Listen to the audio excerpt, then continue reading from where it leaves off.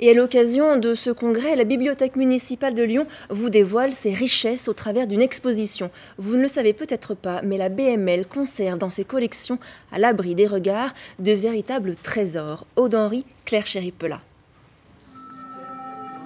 L'exposition s'intitule « Trésors » au pluriel.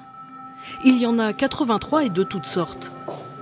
Cela va de la collection de photographies aux affiches, en passant par les gravures ou encore les manuscrits anciens. Ici, par exemple, le livre d'heures de Marie d'Angleterre, un manuscrit qui date du XVIe siècle, donné à la Bibliothèque municipale de Lyon en 1842 et qui aujourd'hui à la vente pourrait valoir 1 million d'euros. Mais tous les trésors de la BML n'ont pas cette valeur marchande. C'est d'ailleurs ce qui fait la richesse de la bibliothèque. On a voulu montrer aussi qu'une collection d'une bibliothèque comme celle de Lyon, justement, se compose de documents très variés et qui peuvent toucher par des degrés très différents.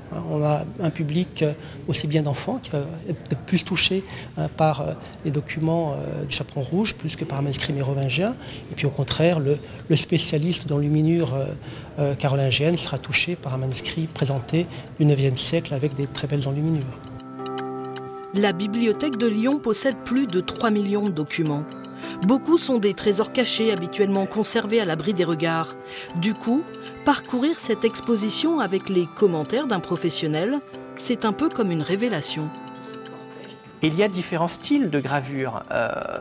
La première qui a été utilisée couramment, en fait, à la fin du XVe au XVIe siècle, c'est la gravure sur bois. On voit des gravures, là, je suis vraiment très impressionné. Je ne sais pas si j'en ai déjà vu avant, on a fait pas mal de musées, mais ce genre de choses, on ne les trouve pas dans les musées. Et pour moi, c'est une grosse surprise, ça. Plus que quelques jours pour vous enrichir d'histoires insoupçonnées, ou simplement pour découvrir pourquoi ce disque d'Édith Piaf porte ces étranges rayures. La Bibliothèque municipale de Lyon vous présente ses trésors jusqu'au 23 août.